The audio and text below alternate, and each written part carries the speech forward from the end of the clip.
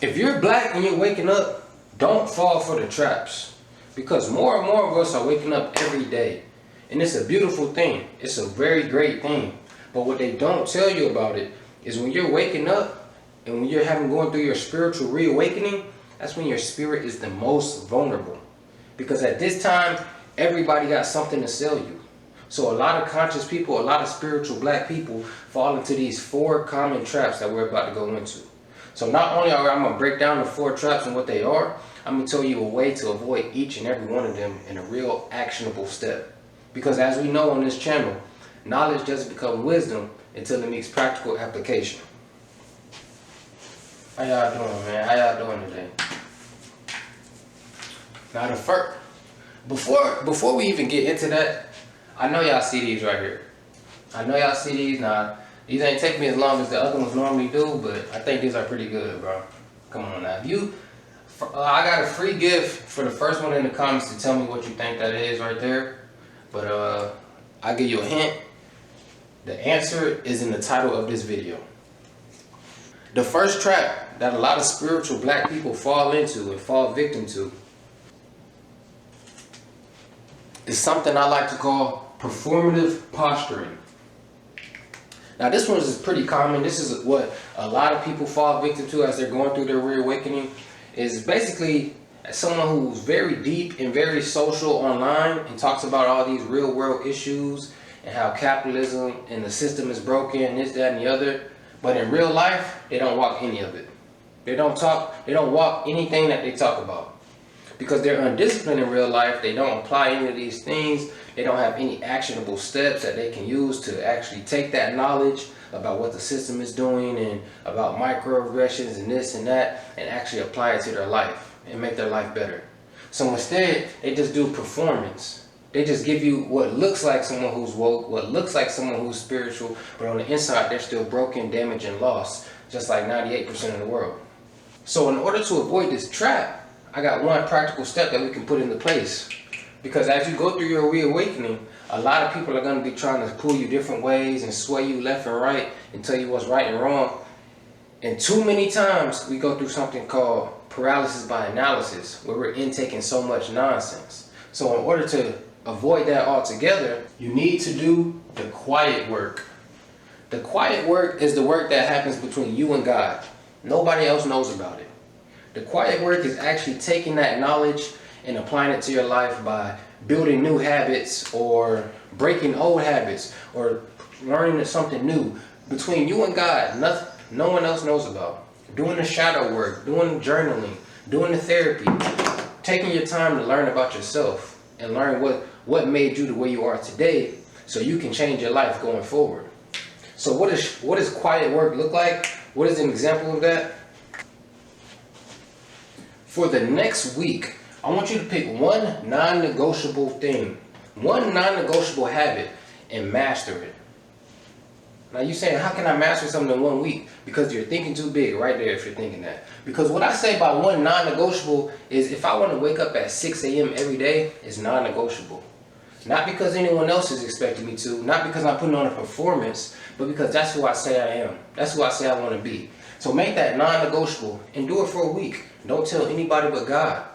Whether that's working out once a day, whether that's eating healthy once a day, whether that's waking up early, going to bed early, whatever it may be, whatever it looks like to you, apply it to your life and pick one non-negotiable and master that for this week. And the second trap that a lot of people go through is forgetting that faith without work is dead, as the Bible tells us in James 2:26. So faith without work is dead. What does that mean? You can't have, I'm going to tell you.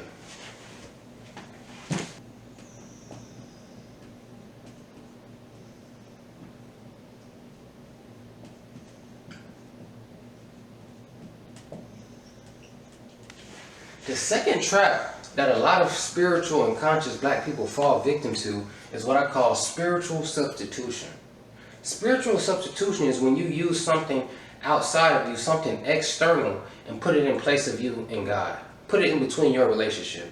Meaning you give something else right, you give something else responsibility over your actions. What does this look like? This looks like people who learn about crystals, adopt this new form of spirituality involving crystals. Nothing wrong with that at all. But then they take these crystals and they use them and basically say, if my crystals aren't charged, or if my crystal's this, or I had the wrong crystal on, that's why I was acting this way. Or people who get obsessed with astrology but don't take the time to learn about all the houses and what they actually mean and how they apply to you and your life purpose, your life mission, and they just take astrology and say, well, I'm a Pisces, that's why I'm an asshole. I'm a Scorpio, that's why I got anger problems. I'm sorry I was rude to you, bro. I'm just a Libra. Like, no, you can't take something and use it in place of your responsibility and use it in place of what you are responsible for on this plane. And that is your actions. No one controls that but you.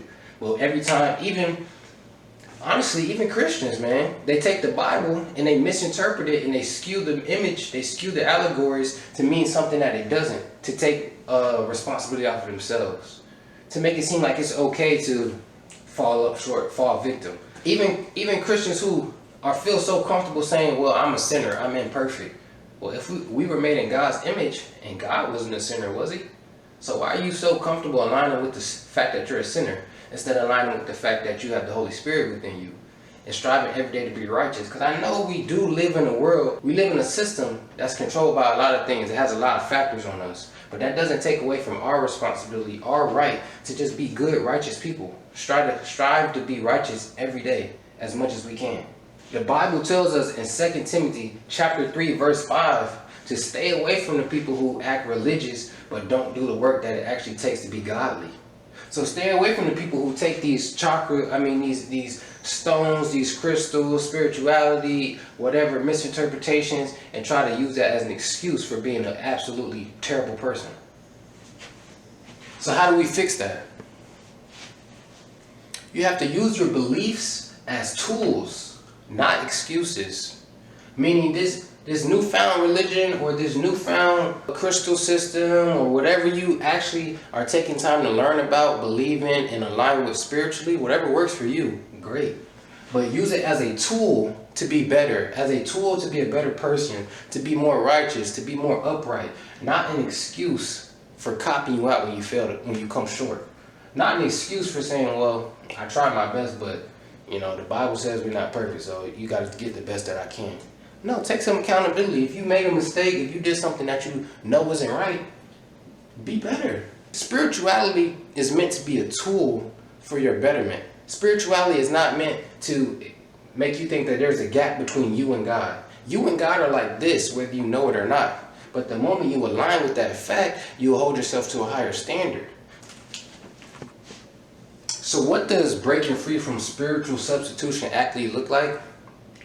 Well, one thing you can do, I challenge you this week to identify one area where you've been avoiding in your life. One area where you've been using the Bible or your zodiac or your limiting beliefs as an excuse for why you're falling short, as an excuse for why you're not stepping up being the person that you strive to be.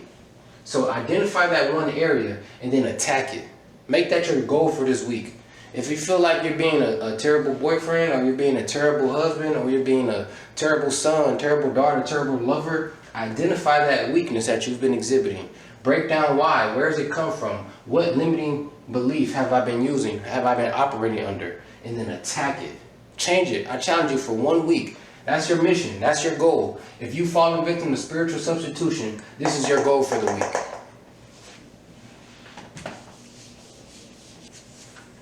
And the third trap that a lot of people who, especially ones who are really passionate about spirituality and consciousness, they fall victim to political paralysis.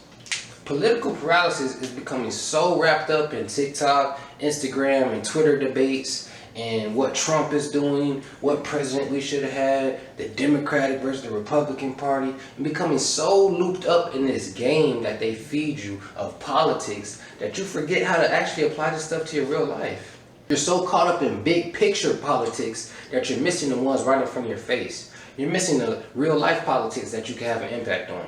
What are those? What does that look like? For one, local government. Your local government, if you really want to take the political route with all this, get impacted in your local government, because city and statewide ordinances and policies mean a lot more to your daily life than big picture what Trump is doing. But what else does that look like? What are politics on your micro level? A man who's mastered everyday politics, what affects him in real life, he knows how to build his family. He's not worried about how to build a whole country right now. He's focused on building his family. Or he's locked in on buying some land. Or he's locked in on building men around him. Building a community of upstanding fellows around him who will impact others.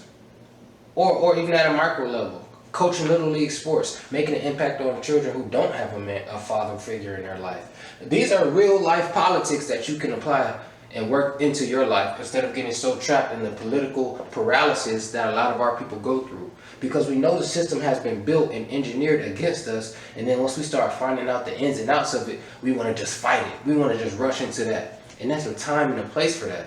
But first you have to master yourself. You have to work on this within yourself, within your household, within your community. So what does that look like? What's one practical, actionable step that we can put into our life for that this week?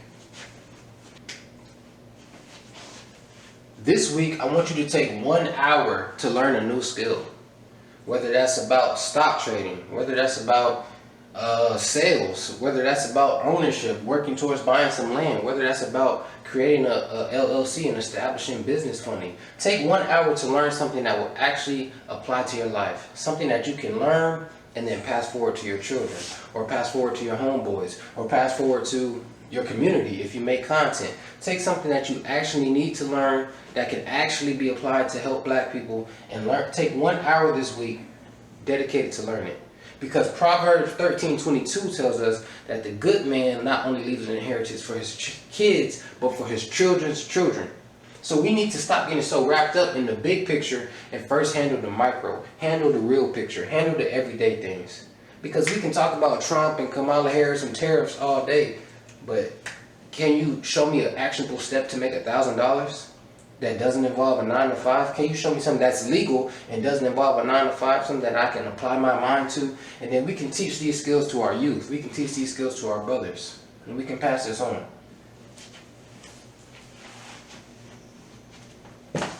And the fourth and possibly most dangerous trap that spiritual, awakened, conscious black people fall into is what I call an identity inflation. An identity inflation is the best example I can give, and if you D9, please forgive me, but we all know somebody, especially if you went to college, we all know somebody who was just a normal cool guy or cool girl, and then they joined a fraternity or sorority, and they made that sorority or fraternity their entire life. They made that their entire personality, or they made that their entire identity. That's a direct example of identity inflation. And a lot of spiritual black people, we become awakened, we become knowledgeable of all this stuff, and we make it our whole identity.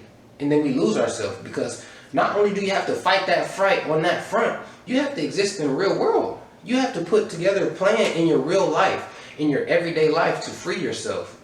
Because you're talking about all this knowledge of self, you're talking about how the system is this and that, you're talking about everything else outside of you, but no one's taking that camera and turning around, looking at yourself. And what do you need to work on? So don't make it your whole identity, because at the end of the day, you have to exist here today. You have to do something, because like we said, faith without work is dead. So what does the work look like? I'll show you. Now, if you made the jump, if you made the spiritual reawakening, because that's what we are in 2025. If you made that into a part of your aspect of your personality, great.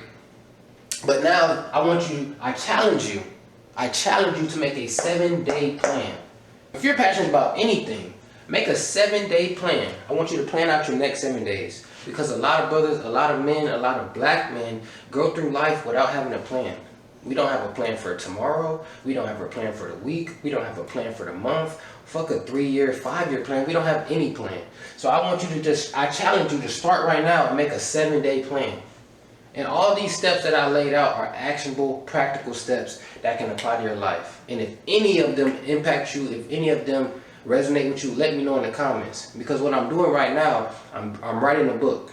The title of it is still in progress. I got a couple ideas, but I'm writing a book that's going to outline a 90-day structure of how to reprogram your mind and take over your life. And some of these actionable steps that I gave you today in this video are exactly what's going to be in that book. And when you practice these, when you practice having a plan, when you practice doing the quiet work and achieving self-sovereignty and stuff like that, you're going to naturally start leading people, because people are going to see a magnetic vibe about you, a magnetic aura. And once you practice all these things and you learn all these new skills through these practical steps, you're going to become a leader, but a masculine leader at that. And if you want to know what it takes to be a masculine leader, check out this video right here. I put it all in there.